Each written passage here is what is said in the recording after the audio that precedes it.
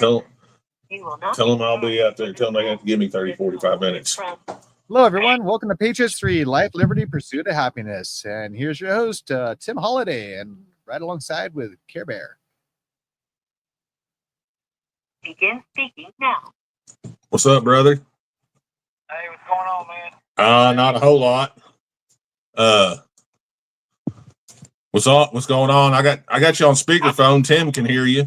We're sitting here talking. I'm talking with Tim. Hey, LW.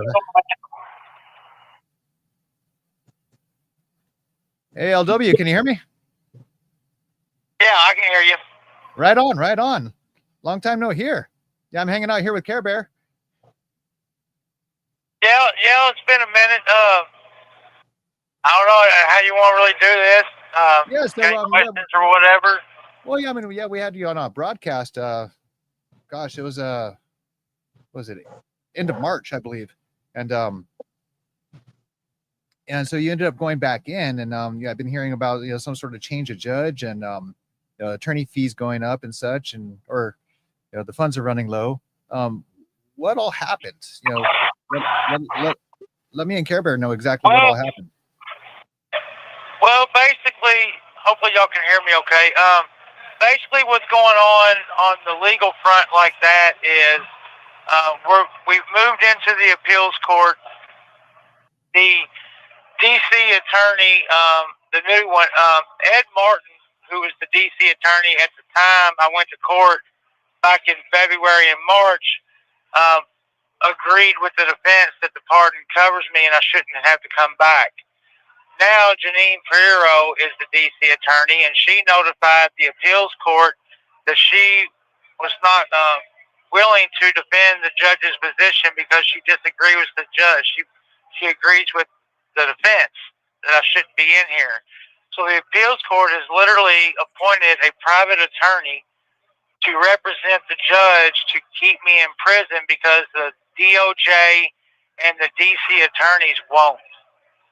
I mean, how messed up is that? When the DOJ and the U.S. attorney refuses to represent the judge in an appeal, and they appoint a private attorney to do so. I mean, I don't even know how that's legal, to be honest. Wow, so you don't even get your own attorney. They would be able to do it. You don't even get the choosing of your own attorney. No, I have my attorney. I'm saying that the appeals court has literally appointed an attorney to represent the judge because the DOJ and the D.C. U.S. attorney won't. Because they agree with us that I shouldn't be in here. Yeah, Did you hear him? He said that they have appointed the judge a lawyer to cover her ass and to fight for her. So what's wrong with the judge that needs an attorney? Yeah. This call is from a federal prison. Yeah, because the government is on my side, not the judge's side. Right. So they had to go find another libtard attorney to, defend the corrupt court. I mean, I have no faith in this appeals court neither. I mean, we all know how the D.C. courts have treated us from the very beginning. Yeah. And then on top of that, so basically half my charges have been thrown out, and the judge is saying that the other half are not covered by the pardon. But yet, there's no resentencing or anything. There's no reprieve at all. I mean, my guidelines were 24 to 30 months, and I got 60 months. So, I mean, I literally got double the time that I really should have. Even if you want to play devil's advocate and say that the pardon doesn't cover the raid charges. But the fact of the matter is, and that's what the whole argument's over, is the verbiage of the pardon says related to the event at or near the Capitol on January 6th. Well, if not for the January 6th search warrant, I would have never got these charges. And then you throw in the fact that there's other districts. There's like 7 other people in the same shoes as me. And 5 of these other people have had their charges dismissed by other judges in other districts. So in this particular situation, no matter what district you're talking about, it should be an all or nothing. How can one judge says that you're covered and one judge says you don't? I mean, it's completely ridiculous. And And then we've also, on another front, the pardon office seems to be friendly. They seem to be on my side. And Ed Martin is now is now the lead attorney for the pardon office. So we have filled out all the paperwork that they've requested and everything. We've been told by the Department of Justice, we've been told by attorneys, we've been told by the feds, we've been told by the pardon office that it's all going to work out. But, I've been back for like 13, 14 weeks now. We're past 4 months, and I'm still locked up. So it's really easy for people out there to say it's going to work out, because they're not the ones sitting in prison, Right. So at this point, I've been just kind of sitting back and being quiet, because I know there's people out there fighting for me. I know there's people out there speaking out for me, like you, Tim, and others that are trying to keep my story alive. But so many people have just gotten past the J6 situation. And I don't want to start getting into names because I'll forget people that I want to give credit to, and I don't really want to call people out. But I'm gonna call out a little bit. I was released, pre-trial released, and during the Biden administration, before I was a defendant and after I was a defendant, I was loud and proud, and I spoke out for the other J6ers that were locked up and not locked up. I helped financially support people, and I kept up the good fight. I wouldn't talk to the feds and play their game. I wouldn't blame Trump. I wouldn't talk about the Proud Boys. I wouldn't talk about the 3%ers. I wouldn't talk about the Oath Keepers. I could have easily talked and got let off the hook like Jeremy Patino and so many others that cooperated and played into the narrative. So although it might not help me on the court side of it, I want to know where all my J6 brothers and sisters are that are hiding underneath a rock right now, because I was out there loud and proud for your ass. So I'd appreciate the same. Yeah, I hear you. I hear you loud and clear, brother. So how you doing with the commentaries? Man, that's one part I can't complain about. There's people that's making. This call is from a federal prison. My patriot brothers and sisters, I can complain about the ones that ain't fighting for me, but I tell you what, there's a lot of them that are, and I'm not doing without. So I'm not really here to request that. I mean, donations are accepted, don't get me wrong, but I'm not here to ask for that. That's not the point of the conversation tonight. The biggest thing that I want to convey is what I'm asking for at this point. I want everybody to be polite, professional, and all that, but I'm just trying to ruffle the feathers, try to get people to speak up for me, and make phone calls to the Department of Justice and Pam Bondi, make phone calls and emails or whatever to the pardon office, anybody that you can. I'm not going to turn down anything. I want people to be, polite, courteous, and professional, because, I don't want to hurt myself, but I feel like we're at the point now where, just being silent and waiting is not seeming to work. Yeah. Are you getting much of any letters sent to you? No, not really, to be honest. I mean, I got a couple family members that are pretty consistent with dropping cards in the mail, and then, I got 3 or 4 people that drop me letters. But, no, and that's one of the hard parts, to be honest, which we're going to get more phone minutes now, but, minimum amount of phone minutes. I have problems with the cord links. I'm not hooked up with everybody on the cord links, but, I don't get a lot of mail. Snail mail is slow as all get out, I'll be honest. But, honestly, only a couple people are really consistent with that. But, so it is hard. It makes you feel isolated. But when, I just try to remember, it's like Care Bear, he tells me all the time, because, that's my brother right there. He's holding down the fort for me, and he's making sure I'm good to go. And I can never thank him enough. But, I just try to remind myself when I get down about that kind of stuff, that, the people who are fighting for me, who do care about me, who do keep up with me, because, it's more important to remember that than the people that ain't. Right. Definitely. Yeah, it's hard where you're at to think about things, and it is easy to think that you're being forgotten from where you're sitting at, but deep down, brother, there are a lot of people fighting for you, and we're also praying for you. Not just speaking our words, we're fighting the bigger fight with the good Lord above. So I believe that he's got his hand upon all of this, but we got to, as hard as it may be at times, we do have to leave it to the Lord and, trust that he's going to pull us through whatever situation it is that we're sitting in. No, you're absolutely right, man. Your reminders about that, your consistency, it does make a difference. But yeah, it's just, you feel isolated in these places, and when there's the lack of communication and stuff, I mean, it's just hard, because this is prison.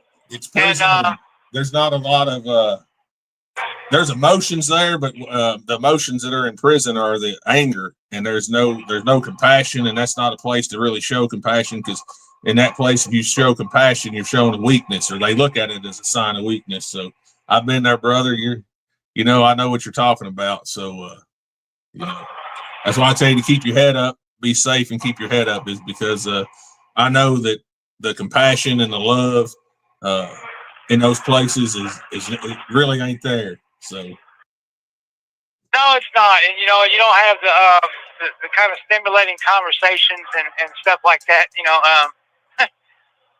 People are quick to tell you about how they cook meth and everything else, but it's like, I don't care, dude. Yeah. I'm trying to keep my head in a good space. Yeah. And that's not always easy to do here, which I do. I have to say, I don't want people to think I'm targeted by any stretch of the imagination. This place I'm at, it's not the greatest, that's for sure. But I do feel like, because I have been vocal, I've always been kind of vocal about everything. But with the inmates, the officers, the officers and stuff have been, professional. I'm not targeted by any stretch of the imagination. The inmates, I think they give me a little bit of a pass. I stay out of the politics. I stay out of the way. I follow the rules. I do what I'm supposed to do to, get back to my family as quick as possible. So I am blessed for that. Yeah, that's what I was telling Tim a little bit ago before you called, is that when you walk back in there, I remember you telling me that the cops and everybody looked at you like, what the hell are you doing here? You're not supposed to be here. Even I remember you said your case manager didn't know what to do, because in your paperwork it still said that you was pardoned when you had to re-enter that place because of that tyrannical judge. I remember you telling me your case manager looked at you like, I ain't nothing I can do at the moment because it says you're pardoned still and you're supposed to be at home. So yeah, the VOP computer was really confused too. We literally had to do paperwork manually to get all my FSA and stuff straightened out, because the computer just didn't understand. The computer was just telling everybody he doesn't belong there. And that way the AI was right. Well, it wasn't artificial intelligence. It was real intelligence at that point. But even the computer knew that this is a crock of shit. Yeah. Right. I was joking with Care Bear a little bit before you called. I'm like, can you pull an idiocracy and just tell them to check the computers again and try to make light of it a little bit. I wish it was that simple. Honestly, I don't understand. It's kind of confusing how, all these entities and stuff, and then one judge, it's kind of like the way they're doing Trump with these one district judge somewhere in the country can just shut down a whole system. And I feel like it's kind of happening to me with this, it's like what the DOJ and the lawyers and the U.S. attorneys and the pardon office, it's like everybody turns around, everybody you talk to says, you don't belong there. And then one person that wears a robe says you belong there, and they just outweigh everybody. It's amazing to me, Yeah, you're not even seen in front of a jury of your own peers. Right. But I want you to know that this whole way, I just been getting hammered through this whole situation. I just been getting hammered, for the past, almost 5 years now. I guess I shouldn't expect it, but I'm gonna go with what Care Bear said. We're gonna, as much as I don't want to, it's in God's hands, and hopefully He'll let me out of here soon. Yeah. How much more time do you have on the call? He shouldn't have but just a minute or two left. Right. So it's great hearing your voice. I got very long. There's some people fighting the good fight for you. So I just wanted to let you know. I got 30 seconds left. All right. So don't feel that you don't have support. So there's some good people out there fighting. So yeah, brother. Hey, look, we love you. We know you get ready to get cut off, but we love you. There are still people out here fighting for you. We're going to continue to pray and fight for you, brother. yeah, it's great to hear your voice, brother. Man, I appreciate you. Yep. Later. Later. Take care. So there it Man, was. that was great hearing his voice. Wow. That was really good to hear his voice. Wow, it's been too long actually. Yeah. Yeah, I hear it on the phone, but I mean that's which he's still an hour or so away from me when he is home, but yeah, it still sucks that that's the only way, I'd shoot him a text every now and then, just say what's up, or hey man, I got this going on, or what's this, that. It fucking sucks big time. And then and then like I said, I've been in his shoes, and to know there like I said, there are emotions in prison. But they're not good ones. It's always anger. You can be sad and depressed, but you're not going to show those tears. If you show that, it's going to be in rage. It's going to be because that shows a sign of weakness in prison. Well, like everybody earlier, knows. Huh? Well, what he was saying earlier is, they'll teach you how to make meth, but that's not something he wants to be involved in. And someone with a level head, why would they want to be involved in that? Oh yeah, no, their people are quick to talk about what they've done to get in there, or what they can do to get back in there once they're home, but they don't talk about, man, that they don't do that. Those people are few and far between. The ones that are like, hey man, you want to chat? You want to talk? Let's go over here, man. You got a load you want to take off? Man, I got an ear for you. Yeah. Prison, especially in the prison, he's in a medium security prison, especially in those prisons in a high, the people that are like, I got an ear if you just want to vent. They are really few and far between. So, when he gets to sitting there thinking, oh man, I'm being left behind, I'm being forgotten, he has nobody to come up, say, quit that, knock that out. Hey, we got you back. He don't have that there. He's fighting his battle in there by himself per se. He's not fighting it by himself, but he is, because he's the only one doing time. Yeah, we're out in the free world now. He's the one doing time, and he's the one that has to fight with all those demons, and it is very hard. Well, I put in the chat both the Give Send Go to help out with the attorney fees, and I also put in the Cash App to help out with the commissary. He said he was doing fairly well with the commissary, but any little extras still, it doesn't hurt. Oh yeah. I mean, and then I also put in the chat as well how to write over to Dan, to LW, and so people can, I'll put it up on screen right here. That's the address. Unfortunately, it's not letting me put too much spaces here to block it out properly, but everyone will see it in the comments and also in the chat. See, I mean, like I've said before, man, send him letters. I've been there, and I got letters from my wife and my kids. And then every now and then I'd get a letter from somebody from the church where I go to church, where I go up. I'd get a card, even though it was a photocopy. I mean, I would, like, my wife or kids would be like, you might get something in the mail. Yeah. I might expect that. But then when I randomly get something, it's not from my wife or kids. That did help, because they're like, I'm sitting there, man, ain't nobody thinking about me, blah, blah. You're in the dumps because you're in that place. And then you get something from somebody that's not a relative. That is a huge pick me up, Yes. Well, last Sunday was my birthday, and I only got 3 cards, and one of them was from the bank. Yeah, so I mean, I got a bunch of messages on the social media, so very appreciative of that. But actually, the physical card seems to hold more weight and value. And when you're in a situation like you were previously in, and what LW is currently in, that's all you got. That's it. Yeah, you don't have the social media. No, you don't have the social media. And like the core links thing, you can't just everybody drop you a message. You got to go through a process, get everybody's information. You got to get their name. You got to get their email address. You got to get their phone number. You got to get their mailing address. And then you got to send that off. You got to put it all in. And then a link has to be sent to them, and they have to approve it. And sometimes it don't go through. Sometimes they don't see it because it ends up in the spam. So it ain't like the core links ain't like text messaging, right? Because you can't just randomly send him a message. Yeah, so hear back from them 5 minutes later. It doesn't work like that. Yeah. Yeah, no. So I mean, so a paper, it takes a little more effort too. If like you're saying, that paper, that card meant something. They took the time to go to the store and buy that card. Yeah. Wrote something on it, whether it just be "I love you" or "Happy birthday," "Love mom," "Love dad," "sis," "brother," whatever. They put it in the envelope.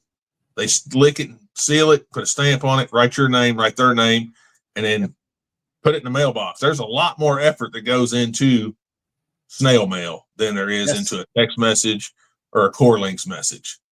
I mean, how much are stamps nowadays? 72 cents. I mean, that's no, I don't think they're that much yet, but they're they're not expensive. They're not. No, they're not expensive. So I mean, you can go to your local dollar store or whatever and pick up a $1 card, and so $1.75, and you have a card out the door.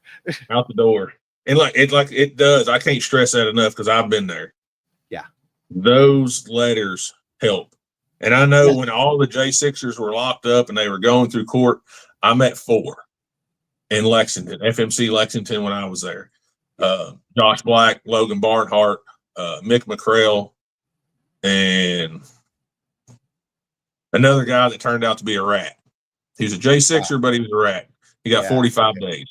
Wow. He busted someone a window. Left a comment that he sounds depressed, and that's beyond heartbreaking. And so folks that listening out there, write some letters, get those letters out there, because those things will lighten up a person, and that's gold.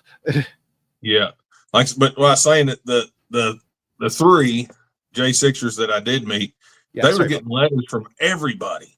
When all the J6ers were locked up or still going through their court cases and whatnot, those that were locked up were getting letters. Just like, I don't know this person. They get a letter today. They get a letter next week. They get 3 letters in 1 week. I don't know this person. Like, they're just supporters, Yeah. But they've all been released now, except for a few, and those letters ain't going out no more. All those random letters, because they are being forgotten. They're like, oh, all the J6ers are home. Not all of them are home. And there's still other battles that they're fighting, and he is legit in his comments, like he is kind of being forgotten, and the other J6ers themselves are even forgetting about the other J6ers because they're home now. That's behind me. I'm gonna make get my 15 minutes in the spotlight. Yeah, I know it's. So it's a true shame that they've forgotten, one of their own has in the regards of, being a J6 community. And the people out there in the general public that were once supportive, they need to start becoming supportive again. Very much so. Very much so. Because everybody needs to remember everything that goes on in this country, it is we, the people, that get things done. The government works for us, is supposed to work for us, and the government has nothing in our best interest. They have their best interest at heart, not ours. And when we, the people, like he said, write your congressman, call them, be polite. Do not get on there and be vulgar and nasty. There's no need in that. But be polite, but say, hey, look, Dan Wilson's locked up. He's supposed to have been pardoned. The DOJ agrees that he is covered under the pardon. It's we, the people. That is our job as American citizens, is to speak up and tell the government what to do. So there's a little video clip on a Laura Logan's show. You want me to share that really quick to let the audience know what LW's up against right now? Yeah. Yeah. Okay. Let me bring that up really quick here. And it's quite an interesting little clip here. It's very short too. So those pay attention, because here it goes. Look, Judge Friedrich is the same judge that's holding right now Dan Wilson. Let me bring that up again. Let me rewind. I forgot to pull down that graphic. Look, Judge Friedrich is the same judge that's holding right now Dan Wilson. She's the reason that Dan Wilson, who's been issued a pardon, and Ed Martin, as acting U.S. attorney, stepped up and said that the pardon applies. So that situation right now is why Dan Wilson's still sitting in prison, rotting 2 months later. Because of that, Judge. Dabney Friedrich. That's disgusting. Don't forget who her husband is. Her husband is the same one that got the Alaska State Senator Ted Stevens with the false narrative, and then they later dropped it, which Emmett Sullivan, the judge, was a part of.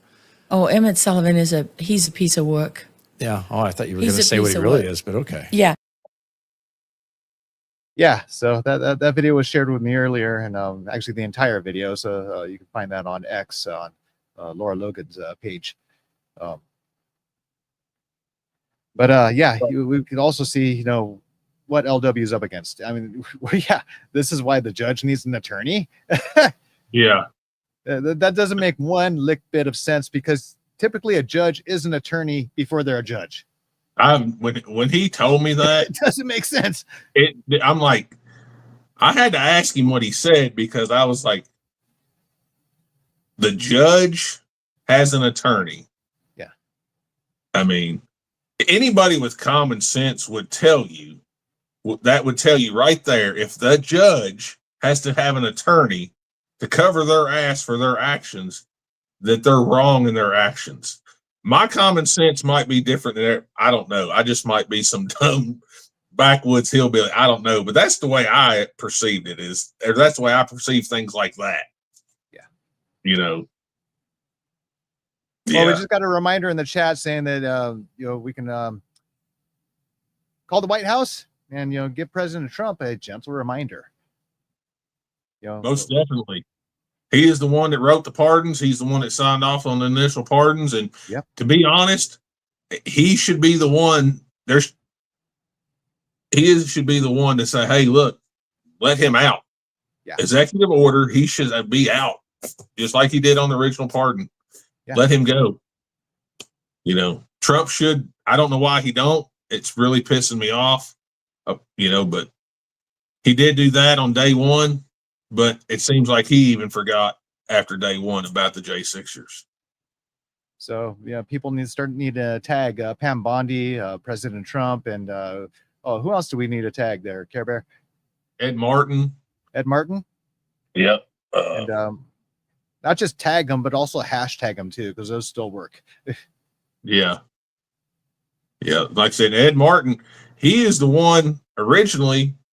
He was that said that Dan should not have to go back to prison.